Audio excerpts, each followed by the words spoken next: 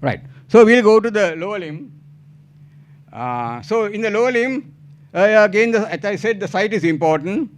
They will come with buttocks pain. They will come with lateral trochanter, groin, anterior knee, medial knee, lateral knee, calf, back of the ankle. So these are all important conditions. So all these, each one have a definite diagnosis, common diagnosis. So that's what I'm trying to emphasize. Right. Pain in the buttocks. Patient come with pain in the buttocks, they will come and say, "Mage ukula ridena." I mean, that's the common complaint. They think the ukula is there in the buttocks. If you get a patient with buttocks pain, you are 80% sure this pain is coming from the lumbar spine. If you get a patient with buttocks pain, you are 80% or 90% sure this pain is coming from buttocks, from lumbar spine. It does not come from the hip. It can, but maybe 5 degrees, 5%. So that's very important. So most of the time it's lumbar spondylosis, disc degeneration, canal stenosis. Of course, a lot of these patients, when you examine, they have tendons of the SI joint. They have tendons of the SI joint. But for me, in my practice, SI joint problems occur only after trauma, postpartum, and inflammatory arthritis. Those are the three. If these three conditions are, if it's not following one of these three conditions, I wouldn't diagnose sacroiliitis. Then, of course, there are various tests to do that. Then, of course, when you come, the patient come with buttocks pain, they only come with buttock pain. But if you examine the neurology, they will invariably have weakness of the extension of the big toe, that is L5 nerve root, or the absent ankle jerk, which is the S1 nerve root. So from that you can make a diagnosis, definite diagnosis of a buttocks pain due to lumbar spondylosis. So here is a patient who has spondylosis, there is spondylolisthesis. Anyway, I mean, but we don't rely on this because in these old people, they will have, many of us will have all these problems, X-ray findings, but that does not mean. So anyway, this is the sacroiliitis. It's entirely a different diagnosis. Right. Then the trochanteric pain over the trochanter.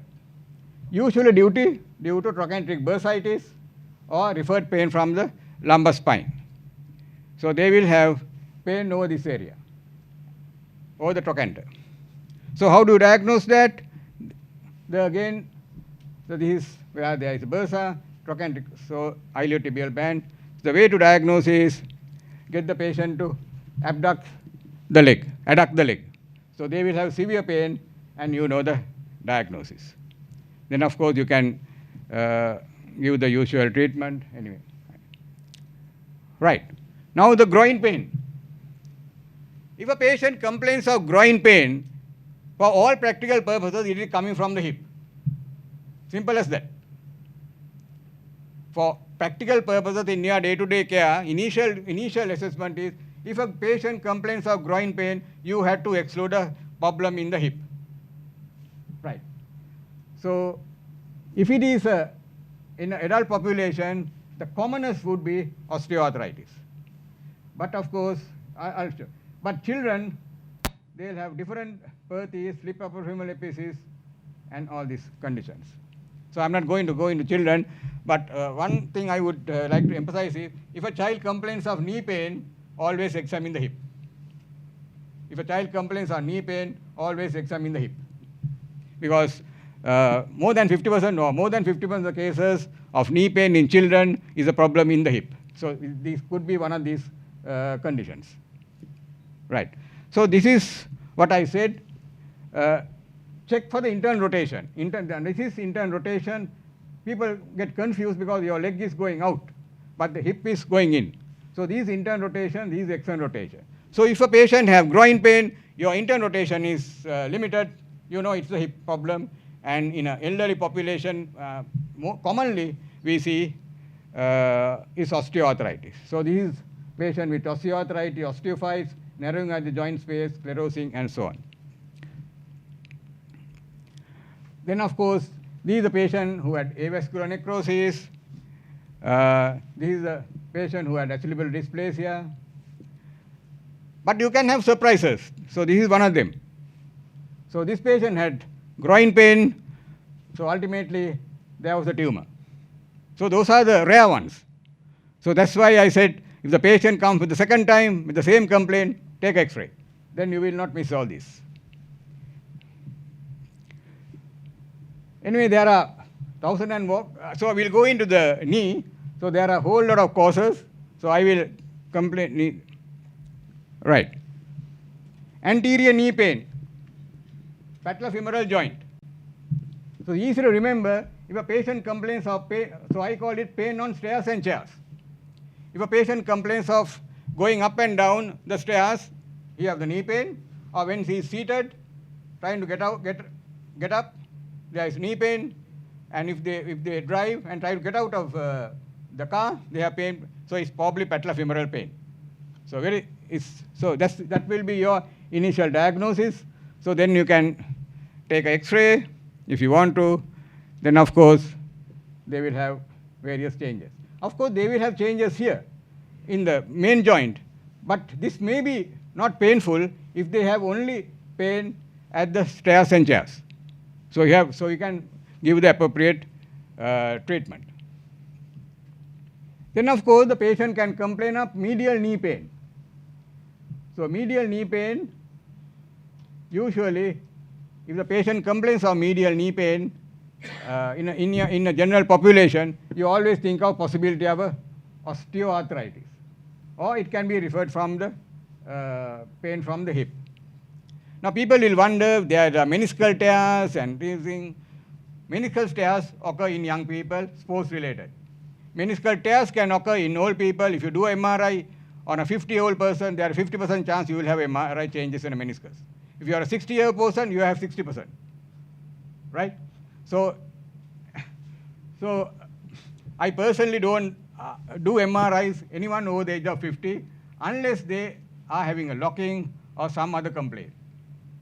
Because in fact, there's an organization called NICE in UK, National Institute of Clinical Excellence.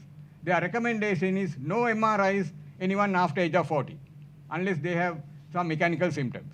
Because the MRI you get meniscal changes. Meniscal changes are degenerative meniscal changes, intersubstance. Even if you put arthroscope into the joint, you will not see them. So it's worth it.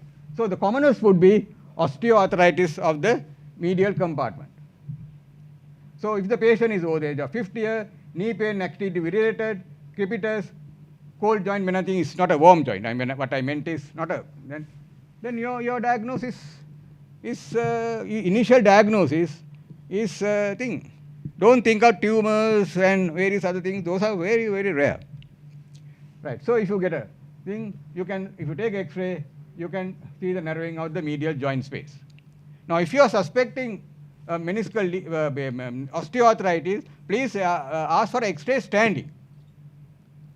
Right, X-ray standing, not lying down. Because lying down you will not see. So if the patient is weight bearing, then you will see that it's narrowing out the joint space. So you know the diagnosis. Then of course, children, of course, there are various conditions.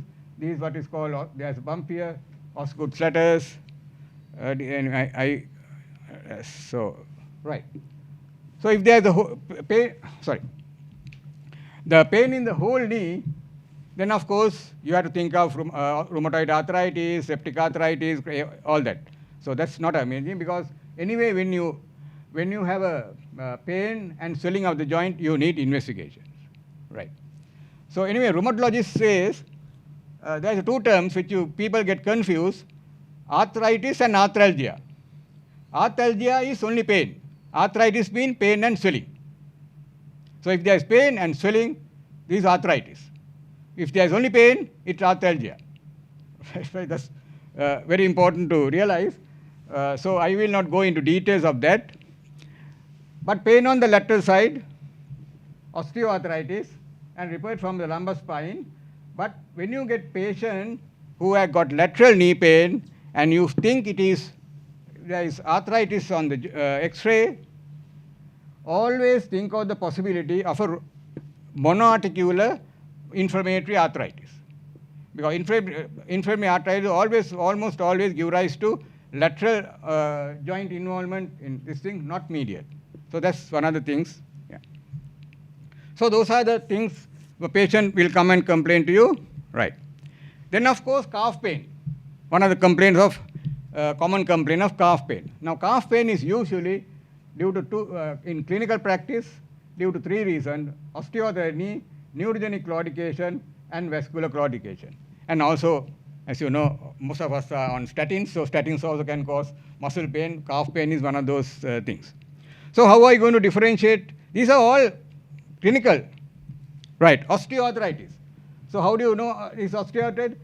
Pain at the beginning, this some beginning of the walking, not now, sorry about that. Beginning of walking. As soon as they start to walk, they get pain. Then pain relieved after a period of movement.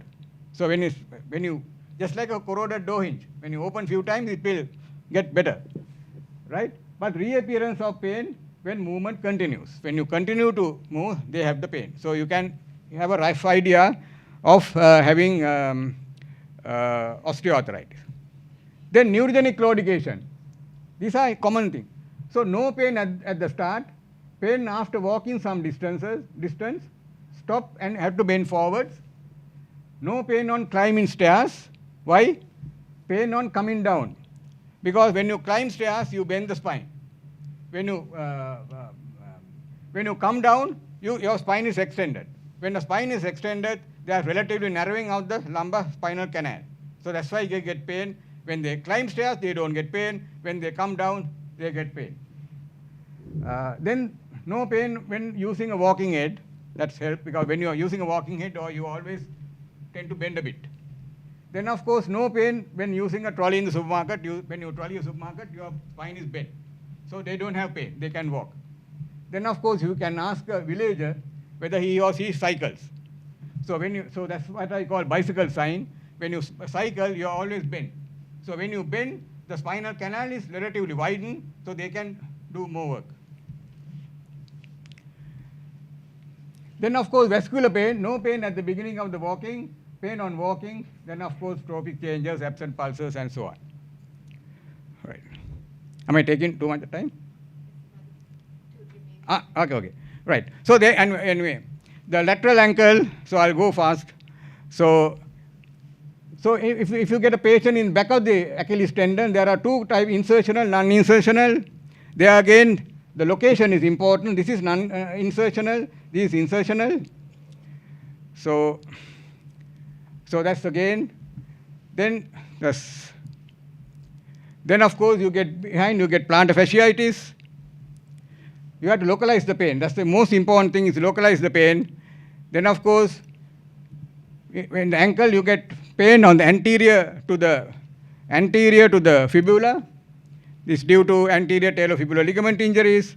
Then if it's posterior to the fibula, it's peroneal tendonitis. So you have to localize where the pain on the lateral side of the ankle, whether it's anterior to the fibula or posterior to the fibula.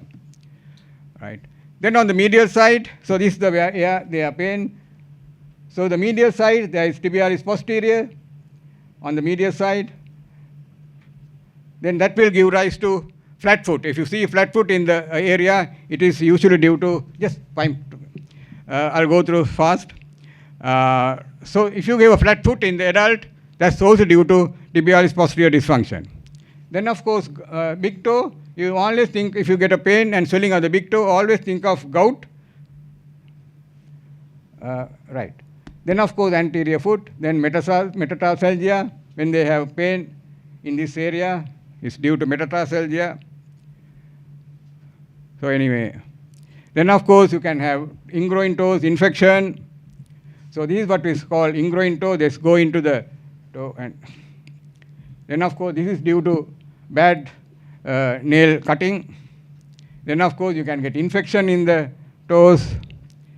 Then of course you can get callosities and corns. Difference between callosities and corns are, callosities are in the weight-bearing surface, corns are not in weight-bearing surfaces. Anyway, right, thank you. Yeah, though it went beyond little bit of set time, I don't think anybody would mind, because it was so informative and educative. Thank you very much, sir.